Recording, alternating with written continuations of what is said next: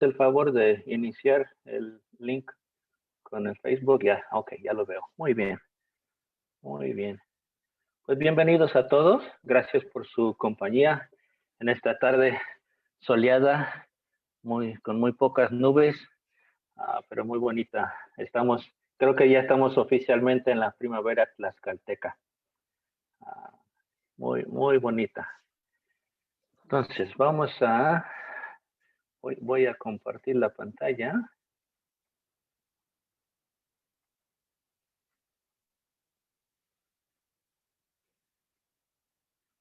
¿Sí ven mi pantalla? Muy bien. Ok, vamos a presentación. Muy bien. Como ya saben, ya estamos en el libro de Ezequiel. Estamos en la última parte del libro y al final de la clase vamos a platicar las posibilidades o las posibles direcciones que podamos tomar después de terminar la lección de hoy. Entonces, en esta tarde estamos con los capítulos del 38 al 48, los últimos 11 capítulos. Vamos a orar. Gracias te doy, Señor, porque nos permites estar aquí digitalmente, pero presentes una vez más. Gracias te doy por el privilegio de poder reunirnos. Gracias que el gobierno nos permite de manera abierta y libre a reunirnos en tu nombre para estudiar tu palabra. Gracias te doy porque tú nos has iluminado por medio de tu Espíritu Santo, nos has iluminado nuestras mentes, nuestros espíritus para que podamos escuchar, entender y luego obedecer tu palabra. Te agradezco mucho el testimonio de nuestro hermano Ezequiel, que hace más de 2 milenios deja su testimonio en cuanto a la palabra que tú pusiste en su boca de él. Gracias por su compromiso, gracias por el sacrificio que él hizo para poder darnos en forma escrita tu palabra. Te pido, Señor, que en estos momentos venideros que nos ayudes a entender y a obedecer tu palabra. Gracias te damos en el nombre de Jesús. Amén. Muy bien, entonces la primera parte de la lección de hoy serán de los capítulos 38 y 39. Entonces vemos aquí el versículo del enfoque de esta parte de la lección. Hijo de hombre, pon tu rostro contra Gog en tierra de Magog, príncipe soberano de Mesec y Tubal, y profetiza contra él y di, así ha dicho Jehová el Señor, he aquí yo estoy contra ti, oh Gog, príncipe soberano de Mesec y Tubal. Entonces nos proponemos reflexionar acerca de la figura de Gog, de Magog. ¿Quién es este extraño personaje y que se presenta como enemigo del pueblo de Dios? ¿Tendrá identidad? Estas dos preguntas guiarán nuestra reflexión aquí expuesta porque el propósito es conocer la utilidad de este pasaje en Ezequiel. Vamos a proseguir nuestro estudio con el tema de la derrota del mal, que al final vendrá a ser en esencia la cuarta promesa de esperanza para el pueblo de Dios. Hemos revisado brevemente en la anterior lección las 3 promesas de restauración que Dios regala para su pueblo. Un pastor que es símbolo de su guía, cuidado y provisión, una nueva tierra y nuevo corazón que son símbolo de una creación restaurada y de una identidad igualmente renacida, y también una resurrección, la máxima expresión de poder, pero sobre todo de amor de parte de Dios hacia su pueblo, la vida y la unidad restauradas. ¿Qué nos podría esperar ahora en estos 2 capítulos? Voy a permitir que entre. En la primera parte de nuestra 8ª lección. Parece muy breve como para poder igualar lo que ya se ha dicho.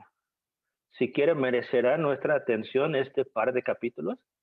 Pues todo indica que sí. Ezequiel había omitido decir algo que para nada sería ignorado por sus oyentes en un escenario tan esperanzador para el pueblo. No solo se hace necesario que la vida y la unidad vuelvan, se requiere que el peligro de la muerte sea vencido definitivamente y para siempre. Un pueblo sin enemigo que amenace su vida y su bienestar. Esta es la promesa que ahora reciben de Dios. Una cuarta razón para levantar los ánimos y confiar en la redención que les espera. Y antes, en los capítulos 25 al 32, hemos hablado de los pueblos que amenazaron la estabilidad política, social y hasta espiritual de la casa de Israel. Judá había tenido vecinos opresores y aliados falsos, y eso le daba una perpetua lección. Su confianza no debía estar puesta en el poder de las naciones, no debía inclinarse nunca ante ídolos que aparentando ser poderosos, se descubrieron finalmente como diosesillos frágiles, comunes y corrientes. Quizá pudiéramos pensar que ahí debió haber espacio para esta nación, Magog, tierra de un tal príncipe llamado Gog. Quizá hubiera sido más útil y conveniente que también se le incluyera entre las naciones que habían sido ya juzgados por Dios. Eso no sería posible y ahora veremos por qué. Gog lanza sus hordas desde el norte, de donde tantos males vinieron a Israel, especialmente los ejércitos invasores. Estos enemigos son en realidad todos los enemigos de quienes Dios había hablado en los tiempos antiguos por medio de mis siervos, los profetas. Y esto lo vemos en el primer capítulo de Jeremías, de los versículos 13 al 15. Entonces, el rostro del mal en un poderoso enemigo extranjero. La historia de Gog de Magog, presentada en el capítulo 38, y en gran parte del capítulo 39, describe a una nación poderosa que vendrá del norte reuniendo ejércitos de los 4 extremos del mundo para hacer guerra y poner bajo amenaza a la restaurada nación de Israel. Y la versión de la Biblia, que se llama la Biblia de las Américas, traduce Ezequiel 38:15, vendrás de tu lugar de las partes remotas del norte, porque en la Reina Valera solo dice del norte, pero da la idea de las partes remotas, es decir, del muy norte. ¿Okay?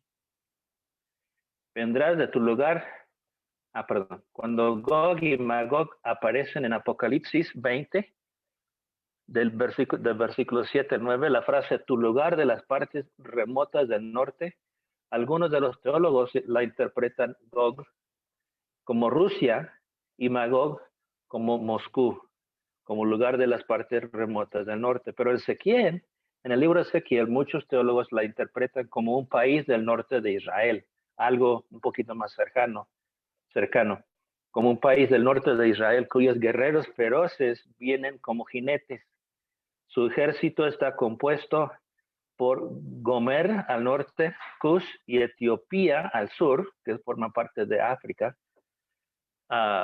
Seba y Dedán al este y Tarsis al oeste. Uno de los carteles cartulinas más emblemáticos de la Primera Guerra Mundial presenta una imagen de un león orgulloso rodeado de leones jóvenes. La imagen nostálgica tenía como objetivo motivar a los ciudadanos del Imperio Británico a unirse al esfuerzo de la guerra, pero también evocaba una referencia bíblica a uno de los a uno de los misterios proféticos más fascinantes relacionados con la futura participación de Tarsis en los últimos días. Los diseñadores de la época de la guerra caracterizaron a Gran Bretaña utilizando imágenes bíblicas familiares que establecen una conexión con el papel de Tarsis y su estado en el mundo cuando se cumplen las profecías de Ezequiel 38. Entonces, una pregunta, ¿es Gran Bretaña realmente Tarsis o se incluye como parte del reino de Tarsis? ¿Y de dónde se deriva este pensamiento? Una breve consideración de los registros bíblicos y históricos, la evidencia arqueológica recién encontrada y la geopolítica actual ciertamente presentan un caso intrigante.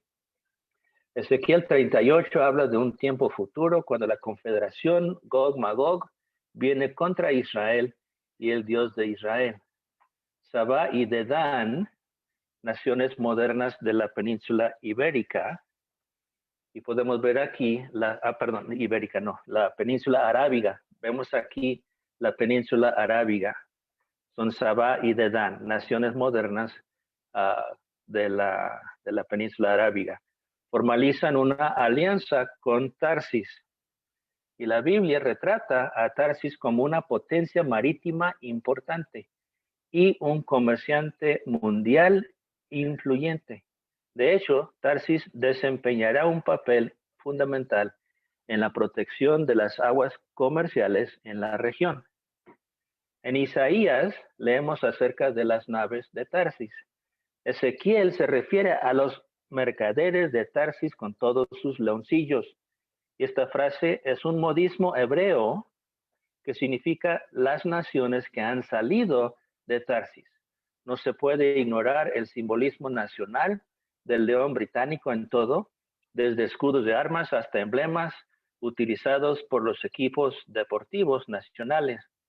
Ezequiel 19, 2 y 3 describe a una leona que cría a sus cachorros para poder valerse por sí mismos, lo que lleva a muchos a sostener la opinión de que esta es una gran nación, Gran Bretaña, que cría descendientes coloniales y se vuelven independientes.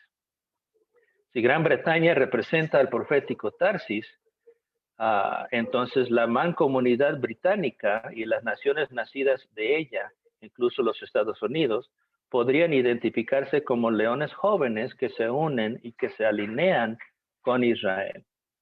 Algunos han ampliado este pensamiento para representar al occidente, no solamente a las colonias de Gran Bretaña, pero lo que es filosóficamente el occidente, que están al lado, pero solo se aplicaría a aquellos que están al lado de Israel y no a todas las naciones occidentales. En la advertencia a los enemigos que se levantan contra Israel en Ezequiel 38, leemos: Sabá, Dedán, los mercaderes de Tarsis y todos sus leoncillos te dirán: ¿has venido a arrebatar despojos? ¿Has reunido tu multitud para tomar botín y para quitar oro y plata y oro, para tomar ganados y posesiones, para tomar grandes despojos? ¿Dónde estaba la antigua Tarsis? Existe un debate hasta la fecha acerca de la ubicación exacta de Tarsis en el mundo antiguo, pero la evidencia indica una ubicación o una red de ubicaciones de las cuales el imperio fenicio, nación costeña al norte de Israel, ¿recuerdan? De las que el imperio fenicio pudo obtener sus riquezas para servir a sus mercados mediterráneos.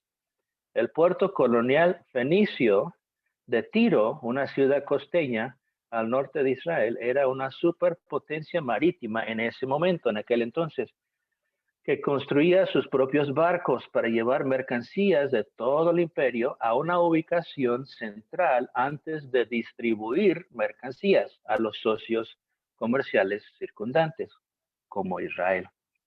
Es útil ver a Tarsis como algo más que una ciudad, sino como la fuente de ricos minerales o de riquezas minerales que sirven a los centros costeros de todo el Mediterráneo. Dirigiéndose a Tiro, Ezequiel 27:12 dice: Tarsis comerciaba contigo por la abundancia de todas tus riquezas.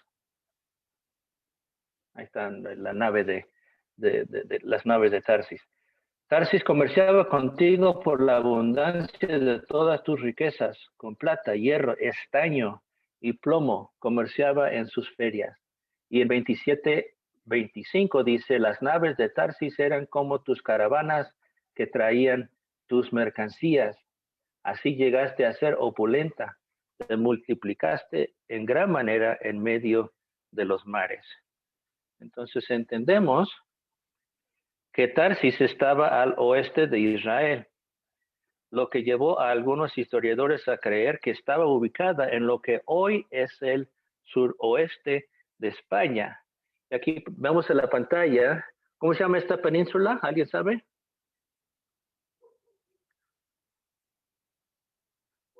Ibérica. Ajá, muy bien, la península ibérica. Y una preguntita, ¿cuántas naciones están representadas en esta península? Dos. Pues se ven que son dos, pero en verdad son cuatro. Aquí en la parte superior del mapa se ve un Sí. circulito de la nación de Andorra. Andorra. Y también aquí en el punto Gibraltar. Gibraltar. Muy bien, entonces son cuatro. Ok, entonces,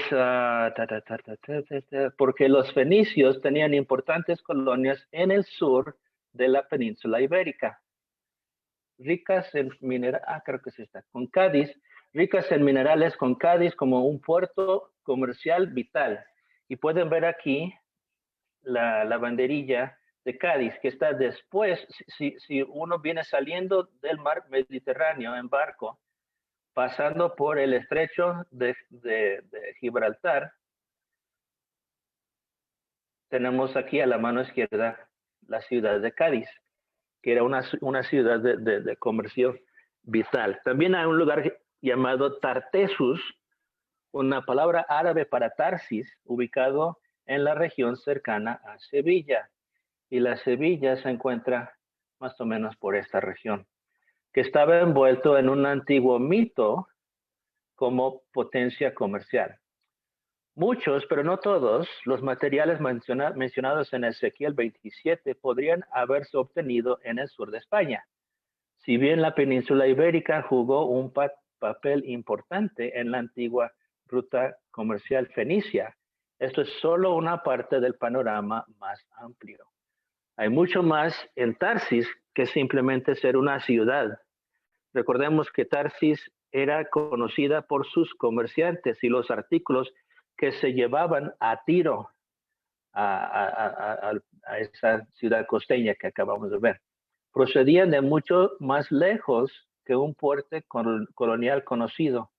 De hecho, en la literatura antigua, Tarsis se convirtió en sinónimo de lugar lejano, abundante y próspero, y en algún lugar fuera del alcance de la civilización conocida. Por ejemplo, recuerdan a Jonás. Por ejemplo, cuando Jonás desobedeció la instrucción de Dios de ir a Nínive, se dirigió en la dirección opuesta a Tarsis, en un esfuerzo por huir de la presencia del Señor.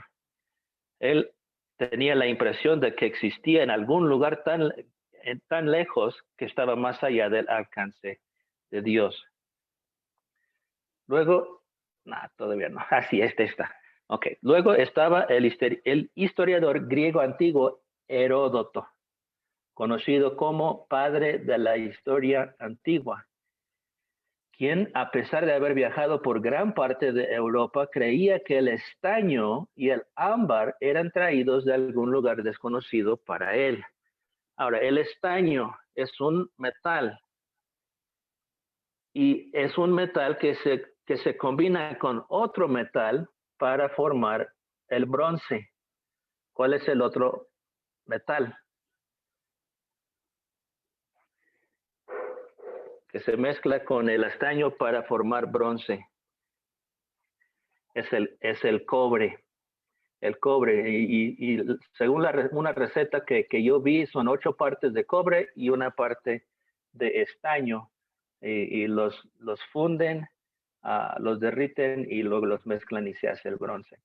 Y ahora, la edad del bronce para el Medio Oriente comenzó más o menos en el año 3300 antes de Cristo y duró hasta como 1200 antes de Cristo. Entonces, para el momento, para la época de Salomón, ya había terminado la edad del bronce y para esa región era un metal muy conocido y muchos artesanos y expertos sabían manejar el metal y tenían que buscar fuentes de cobre y fuentes de estaño. Y vamos a ver que Gran Bretaña era una fuente de estaño. Entonces, él escribió, Heródoto, él dijo así: nunca he podido obtener la seguridad de un testigo ocular de que haya mar en el otro lado de Europa. Eso es interesante, ¿no? Porque para la mayoría de la gente de aquel entonces, el mar Mediterráneo era su mundo, era todo el mundo que ellos conocían. Y para pensar que pasar por el estrecho de Gibraltar, el estrecho de Gibraltar y dar vuelta a la derecha, que se podría llegar a otras tierras conocidas, porque para él no era una tierra conocida. Nunca he podido obtener la seguridad de un testigo ocular que haya mar en el otro lado de Europa, que es el mar Atlántico, el océano Atlántico. Sin embargo, el estaño y el ámbar ciertamente nos vienen de los confines de la tierra. Heródoto creía que el borde del mundo conocido estaba marcado por los pilares de Hércules. Los pilares de Hércules. ¿Alguien conoce esa frase? ¿Qué significa? ¿A qué se refiere? Los pilares de Hércules.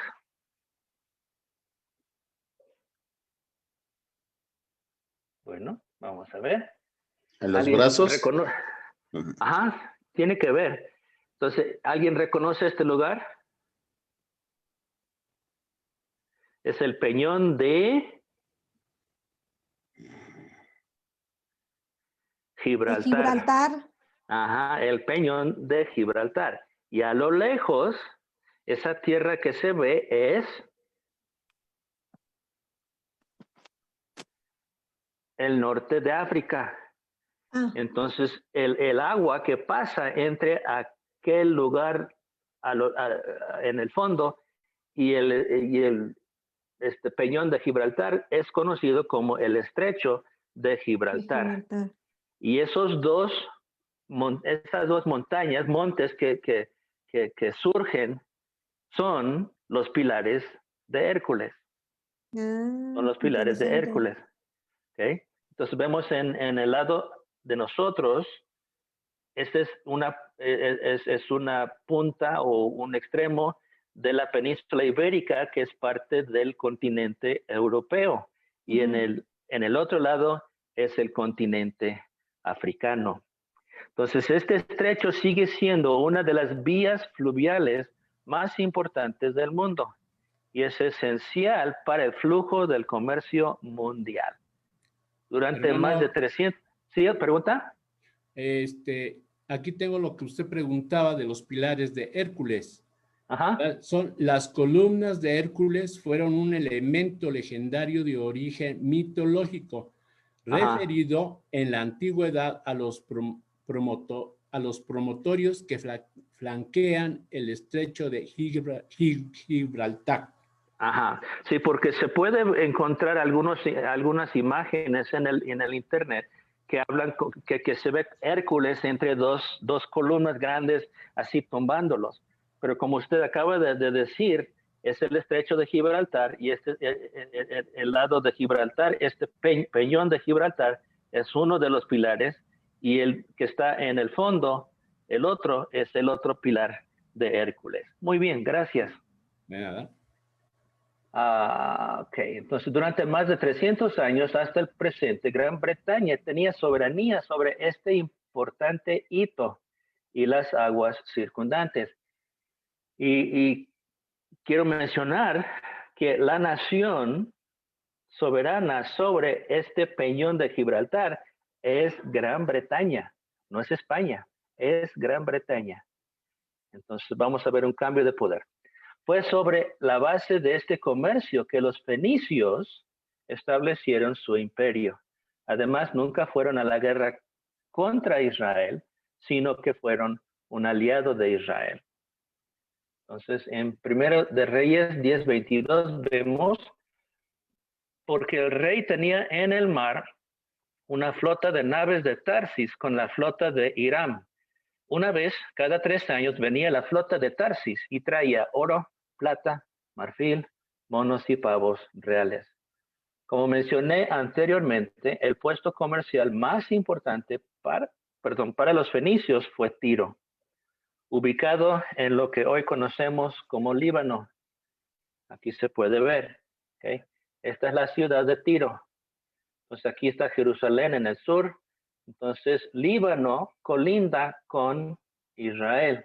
Y Tiro está en la parte sureña del actual país del Líbano. Pero en aquel entonces era el imperio de los fenicios. Y Tiro era una ciudad marítima con mucho poder y mucha influencia.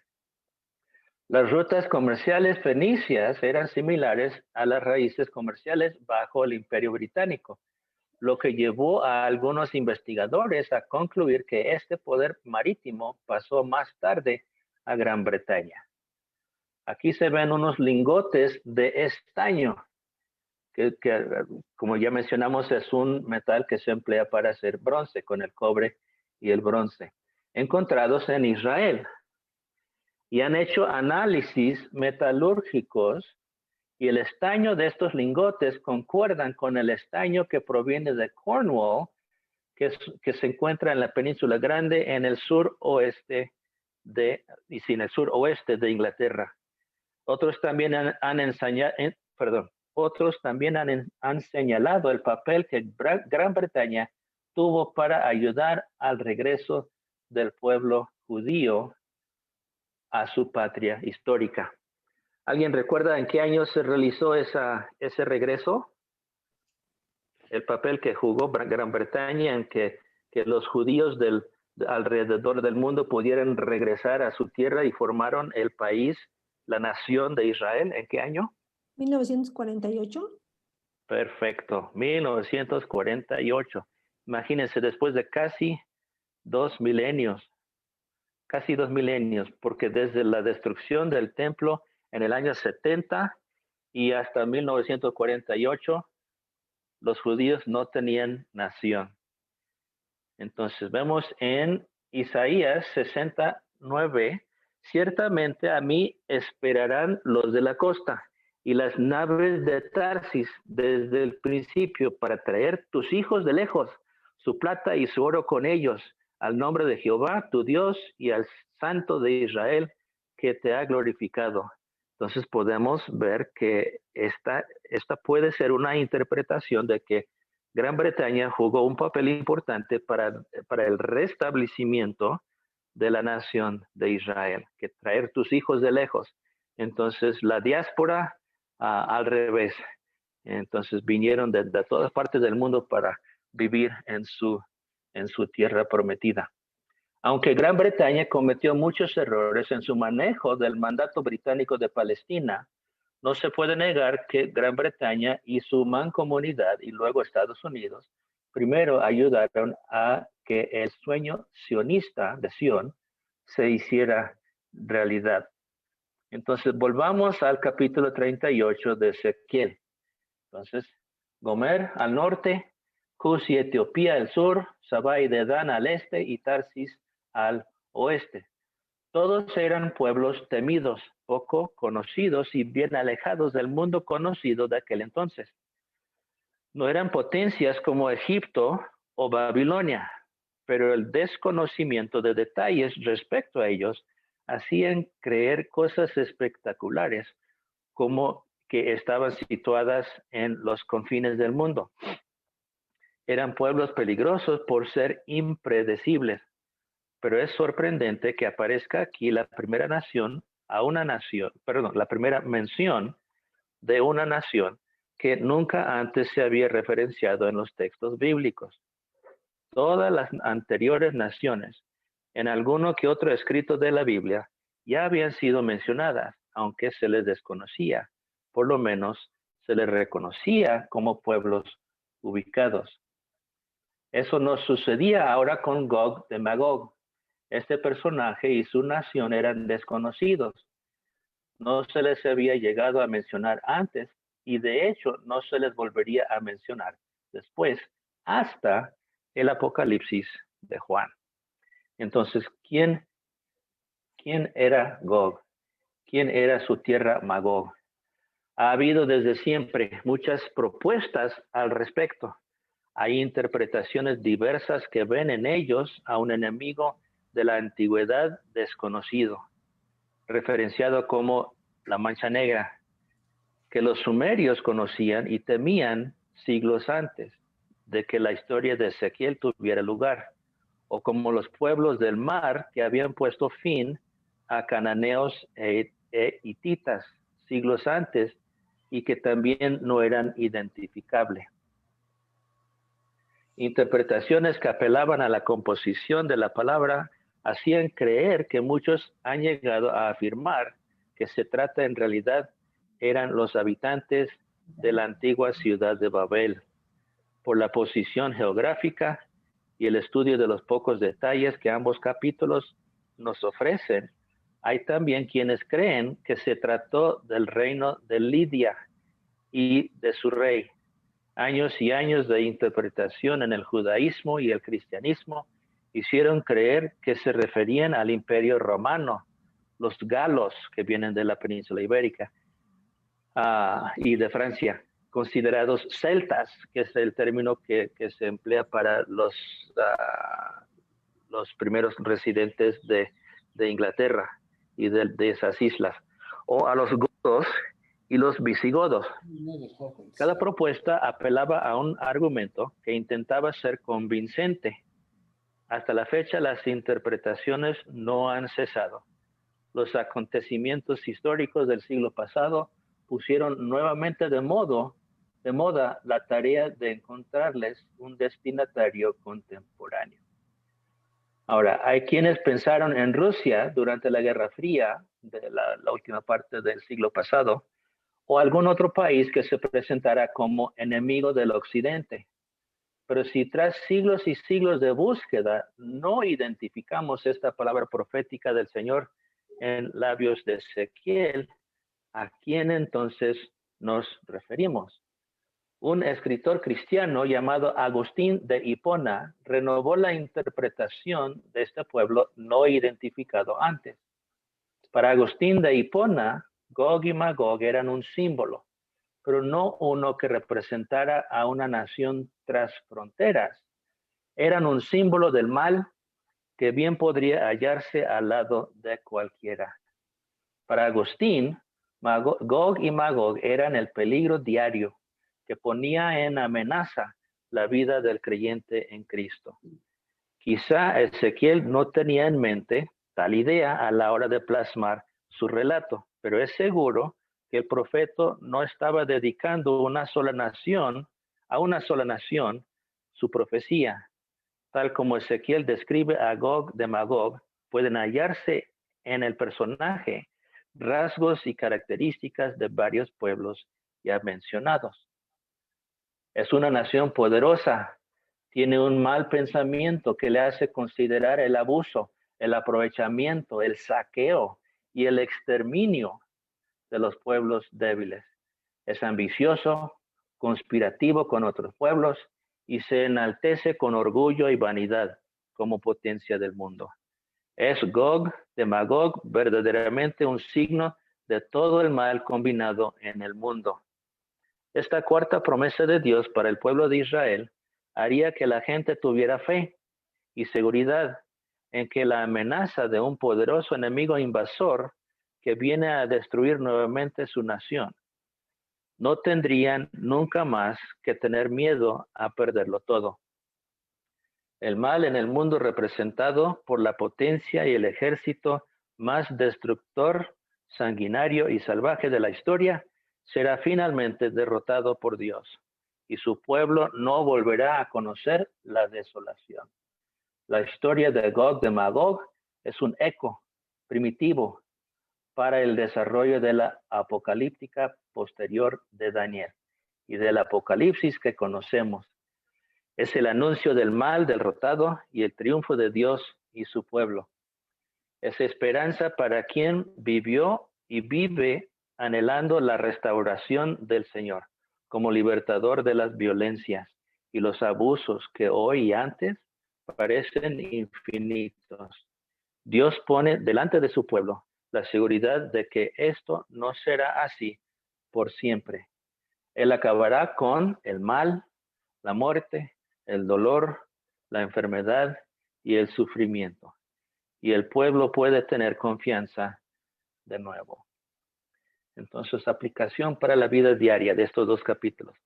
¿Cómo cambiaría nuestra vida diaria si cayéramos a cuenta de que los males que nos rodean no son el destino inscrito y eterno del mundo? Suena muy difícil de creer que algún día pudiéramos prender el televisor o ver la computadora y el celular sin una noticia desagradable, porque estamos bombardeados de malas noticias por doquier. Es inevitable no reflexionar sobre todo lo que está sucediendo a nuestro alrededor. Hay tantas cosas que nos gustarían que cambien, pero cuando lo imaginamos personalmente o lo conversamos con alguien más, es inevitable que nos desanimemos pensando que un mundo así nunca llegara a verse.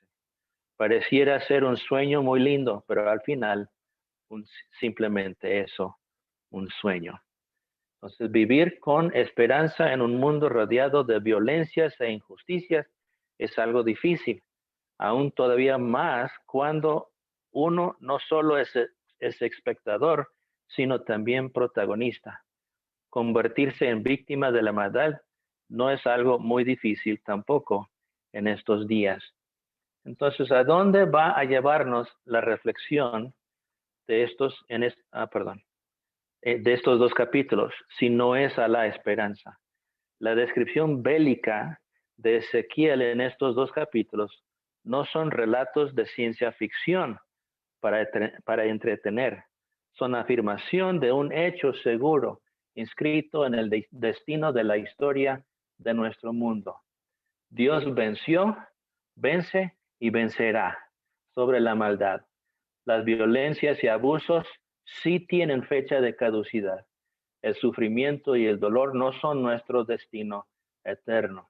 Dios librará al mundo de todo lo que hoy amenaza el bienestar de una vida integral. Todo esto nos conducirá a vivir con esperanza y nos llevará también a compartirla. Si es un reto vivir con esperanza, es todavía más difícil llegar a compartirla, pero no es algo que resulte imposible si uno está del lado del Señor. Propongamos que la acción práctica de esta lección sea dialogar entre los de nuestra comunidad, de nuestra iglesia, a fin de hacer propuestas concretas acerca de cómo nuestra iglesia puede ser luz en medio de los problemas que tiene nuestro entorno. La participación y cooperación de todos puede plantear una actividad específica que sirva para que la iglesia dé testimonio de la esperanza que vive y aguarda en ella. Si la iglesia quiere ser signo del reino de Dios, debe enfrentarse al reto de demostrarlo. Y esta es nuestra oportunidad para que podamos hacerlo, atendiendo a la necesidad que está rodeando nuestro entorno. Entonces, con eso terminamos la primera parte de nuestra lección del día de hoy, de los dos capítulos 38 y 39. ¿Alguna pregunta o comentario o observación de parte de alguien? Yo, Tim. ¿Ah? Bueno, estaba yo revisando de qué manera Dios quiso terminar con Gog y con todos los que le seguían. Dice, yo litigaré contra él con pestilencia y con sangre, y haré llover sobre él, sobre sus tropas y sobre los muchos pueblos que están con él, impetuosa lluvia y piedras de granizo, fuego y azufre. También dice, enviaré fuego sobre Magog. Y luego en otra parte dice, en aquel tiempo yo daré a Gog lugar para sepultura allí en Israel, el valle de los que pasan al oriente del mar, y obstruirá el paso a los transeúntes, pues allí enterrarán a Gog y a toda su multitud y lo llamarán valle de Amon-Gog. Y la casa de Israel los estará enterrando por 7 meses para limpiar la tierra. Pues esto quiere decir que eran muchas naciones que se unían a él para acabar con el pueblo de Israel. Sí, es una confederación de naciones, ¿verdad? Sí, entonces pues es nada más ver de qué manera Dios logró vencerlo también y pues acabar con la maldad que él llevaba. Ajá. Sí, como dije hace un momento, que esa maldad tiene fecha de caducidad. Sí. No va a salirse con la suya eternamente, gracias a Dios. Muy bien, ¿alguien más? Hermano, hace un momento preguntaba que quién era Gog.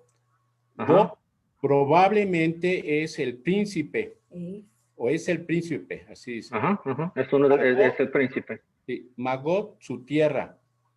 Durante mucho tiempo, Rusia y los poderes del norte han sido perseguidores de la Israel dispersa.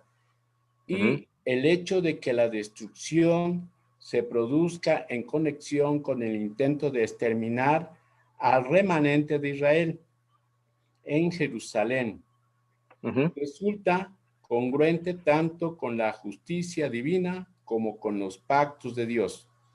Toda la profecía pertenece a un futuro día de Jehová. Aquí dice, se nota en Jeremías 1:15 y Apocalipsis 19:19. Eso es lo que se refería a Gog. Y aquí hay otra cosa.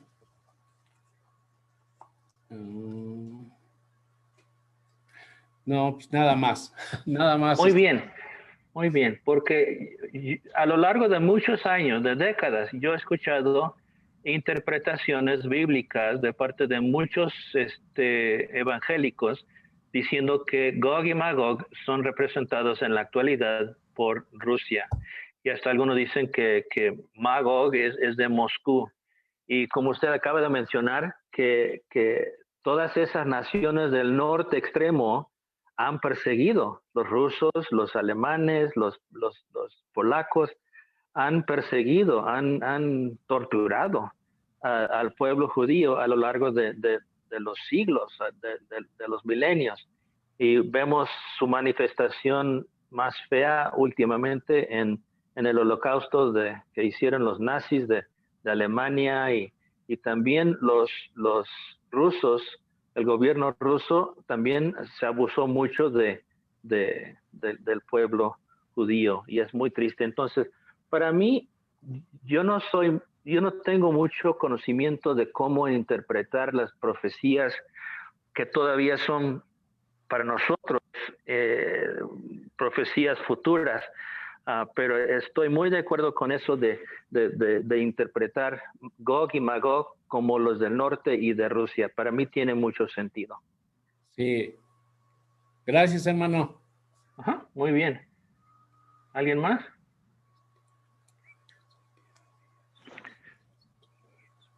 Ok.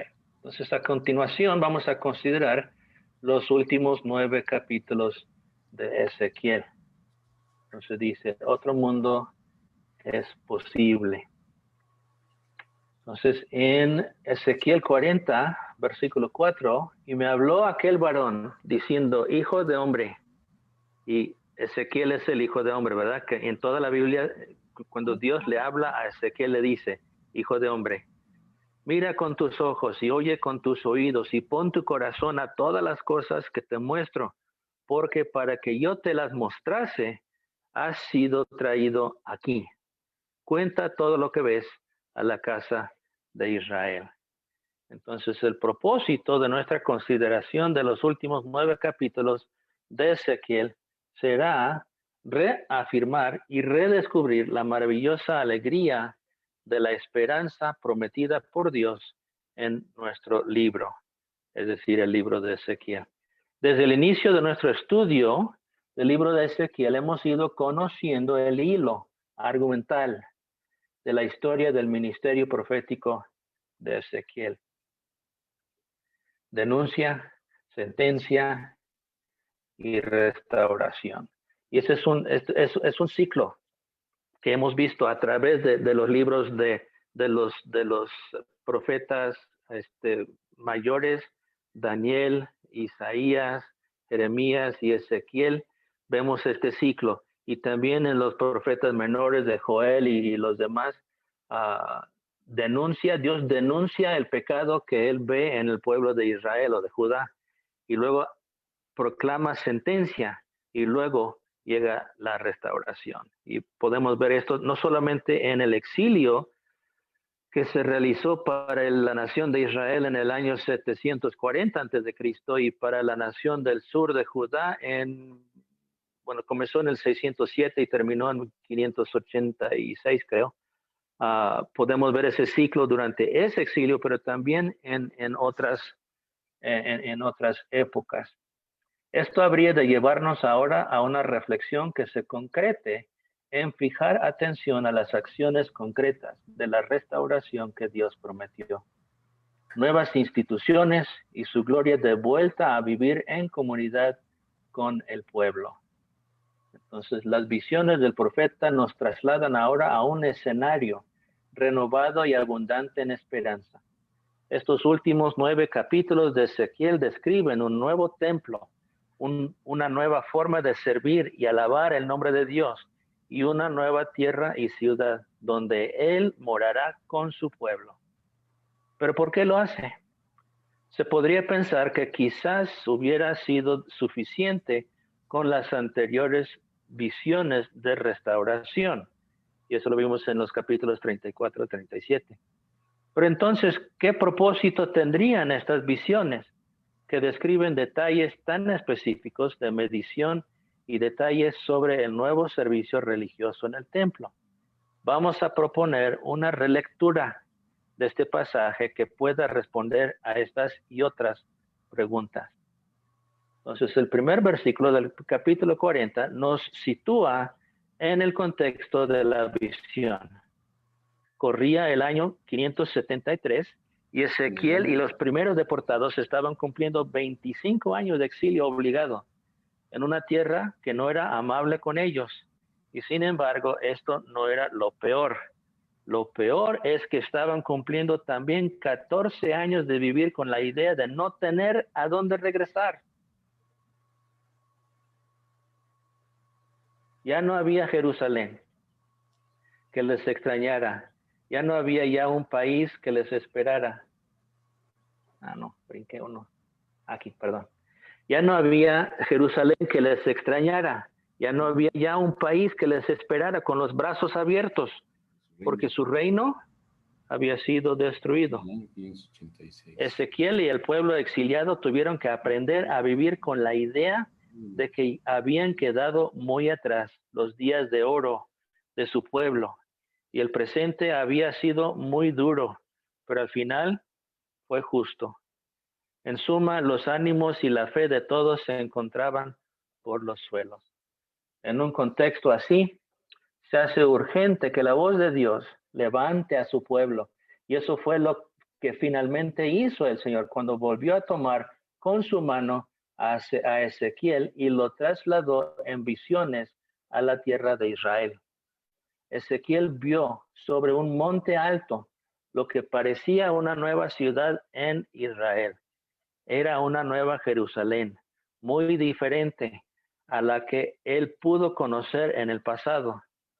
Las descripciones del templo y la ciudad permiten saber que los pequeños detalles tienen para Ezequiel mucho significado, lo suficiente al menos para que se transmitan al pueblo que lo escuchara luego de recibir esta visión. Durante los casi 2000 años de vida que tiene la iglesia, han surgido muchas propuestas de interpretación simbólica, alegórica, sobre las medidas descritas en esta sección de Ezequiel. Sin lugar a duda, cada propuesta estuvo ligada a su propio contexto histórico y respondía a la inquietud de hallar un sentido práctico a sus realidades de vida. Hoy también tenemos oportunidad de buscar y de encontrar este sentido útil a nuestra espiritualidad cristiana, aunque hay quienes también argumentan que los detalles descritos por Ezequiel tenían la función de afirmar que la visión que recibió de Dios no era un simple sueño campesino que se le ocurrió inventar para ayudar a levantar los ánimos de sus compatriotas exiliados. Las detalladas descripciones de su voz profética afirman que la visión no era suya, sino que es verdaderamente una promesa de Dios para su pueblo. Aunque los compatriotas de Ezequiel ya habían escuchado sus esperanzadoras palabras antes, y eso lo vimos en los capítulos 33 al 39, luego de algún tiempo transcurrido, era necesario que Dios encendiera en el corazón de su pueblo la llama de la esperanza. En esta ocasión hay 9 capítulos por delante nuestro que comprenden la sección última del libro. Lo expresado en ellas viene a ser más descriptivo acerca de lo que el pueblo habrá de esperar de Dios.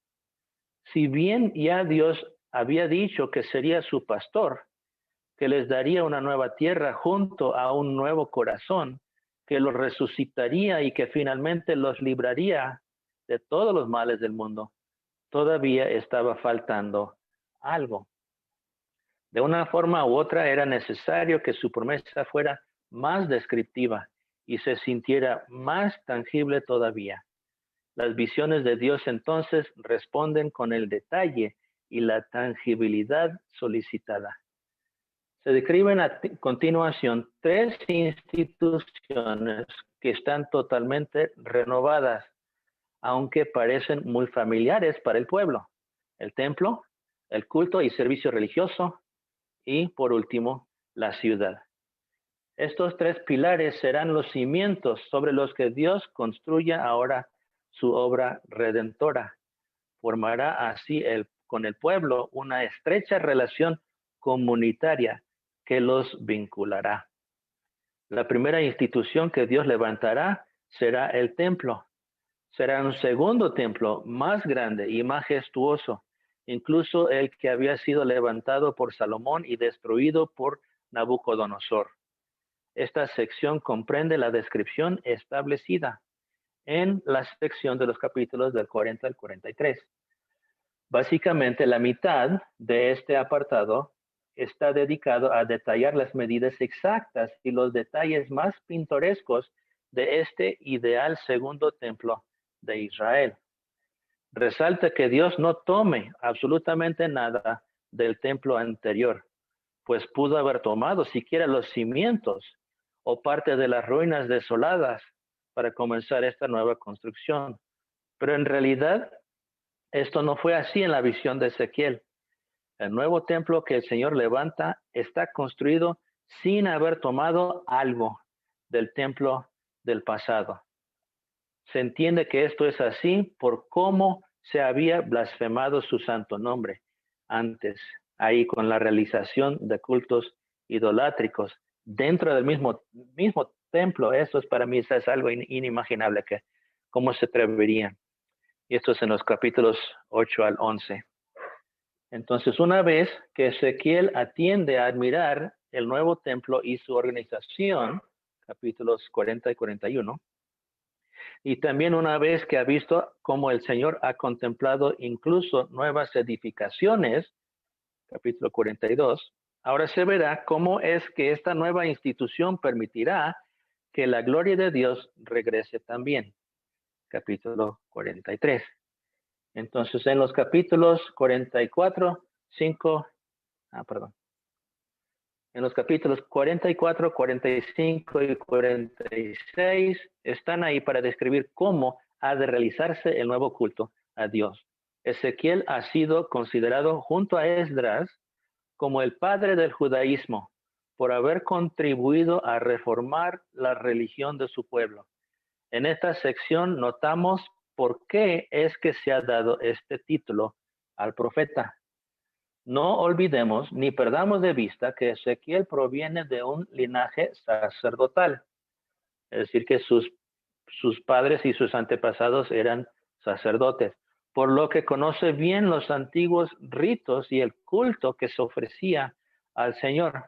Pero su visión ahora le permite entender bien como sacerdote que también es que una reforma al culto ofrecido al Señor es necesaria y deseada por Dios mismo. Han cambiado esta segunda institución del pueblo. El servicio y los servidores también son diferentes, por lo que puede pensarse en un nuevo tipo de adoración y ministerio para Dios. Y los capítulos finales, 47 y 48, describen la tercera institución que es reformada, la tierra representada en la ciudad de Jerusalén. Siendo la capital el símbolo del país, se usa la imagen de esta ciudad para hablar del levantamiento de una institución social diferente. La organización de un pueblo unido está también inscrita en esta sección, sobre todo en la última parte, en el capítulo final. Hay una fuente de ríos de agua, de vida, que se destruyen por toda la ciudad como signo también de esta provisión refrescante del Señor. Y les recuerdo que la primera semana cuando vimos el video de Ezequiel en la clase, que también habló de ese río. Eso es en el capítulo 47. Acaban de esta manera las visiones de Ezequiel recogidas y ordenadas en su libro. La esperanza cierra así el libro como el tema principal. El pueblo volverá a tener comunión con Dios y su gloria. Y las tres nuevas instituciones que el Señor ha levantado serán los cimientos de esta relación: templo, culto y tierra. La promesa de Dios ha restaurado a su pueblo. Entonces, la aplicación para la vida diaria de esta sección: Dios levanta nuevas instituciones de vida. Las instituciones de Dios son llamadas a ser signo de bendición. La iglesia, por ejemplo, es la institución, familia que está llamada en el nuevo templo a ser signo de la presencia de Dios en el mundo. En Ezequiel, en cambio,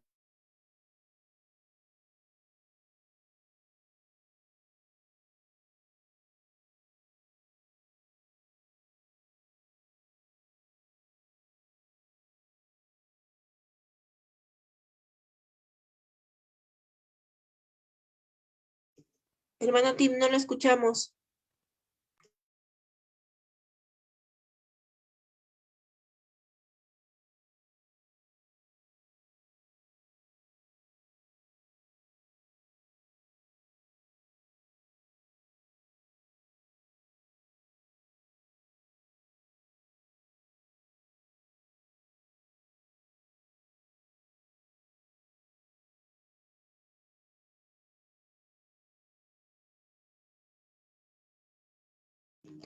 Esperemos unos minutos a que se vuelva a conectar nuestro hermano. Seguramente tuvo algún problema con el internet.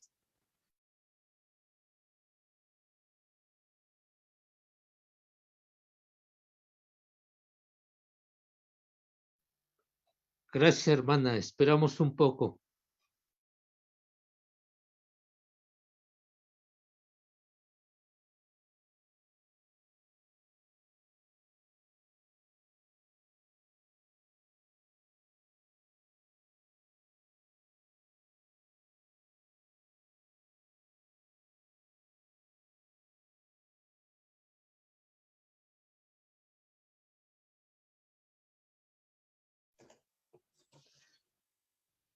Hola mis hermanos, recuerden que también el hermano Tim nos anima a que propongamos tema para que tengamos, una vez terminando Ezequiel, tenemos todavía el estudio de otro libro más, pero al paso que vamos, nos los acabamos pronto.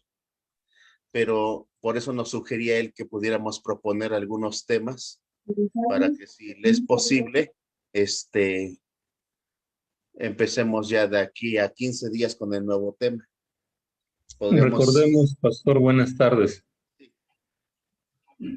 Hermanos, recordemos que el próximo libro de estudio es Salmos. Y Salmos son 150 capítulos. Podemos Sí. iniciar con Salmos. Ajá. Todo tiene que ver, todavía no nos mandan el material de parte de conferencial. Entonces, sí quiero checar este punto. Pero sí, Platíquelo tenemos con que el ver. hermano. Muy bien.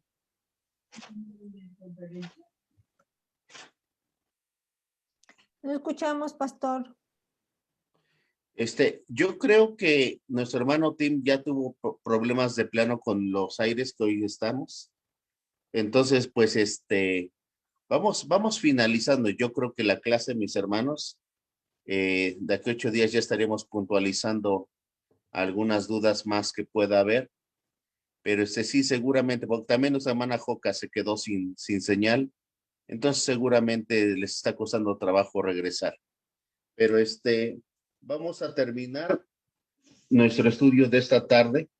Es importante lo que decía nuestro hermano Tim,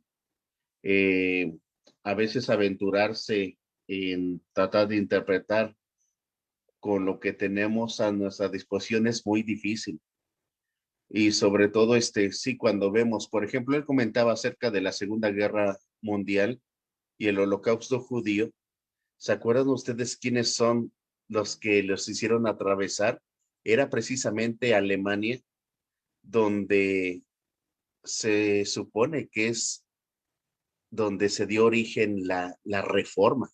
Entonces estamos hablando de una nación completamente cristiana, lo que, bueno, queremos entenderlo así en el papel, pero pues es muy interesante este asunto.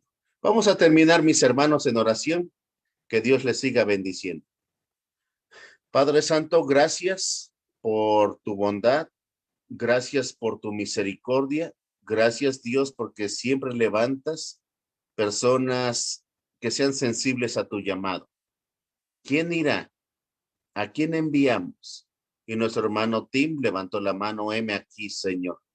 Te pedimos, Dios, que sigas bendiciendo su ministerio, que bendigas toda su familia, pero también a mis hermanos y hermanas que, como discípulos fieles, están acá en cada convocatoria que se ha hecho. Sigue guardando su vida, fortaleciéndonos, Señor, y agradecemos, Dios, porque en palabra nunca nos ha faltado. Para ti, Señor, sea la gloria y la honra en Jesucristo. Amén. Mis hermanos, hermanas, que Dios les bendiga, que Dios les siga guardando. Mi hermano Obed, qué gusto verle. Mi hermana Díaz, bendiciones. Gracias, pastor. Hermana Abby. Gracias, hermana. Ya está regresando nuestro hermano Tim. Nos despedimos de él. Ahora, aquí estoy. Aquí está mi hermano Pude reconectar. Sí. ¿En dónde los dejé plantados? Usted nos dice, mi hermano. Habíamos ¿Terminamos o continuamos? Ok, sí, dígame. Sí, habíamos platicado, bueno, habíamos hecho en lo que estábamos ausentes, no sabíamos si regresaba. Y nos despedíamos, pero si usted nos dice continuamos unos minutos más, pues continuamos unos minutos más. Porque tengo como 10 minutos, pero podemos terminarlo la semana que entra. Pero también quería platicar qué es lo que vamos a hacer, porque ya llegamos al final del material que usted me dio por parte de Imar, del estudio de Ezequiel. Entonces, sí. Yo veía varias opciones. Una es volver a algunos capítulos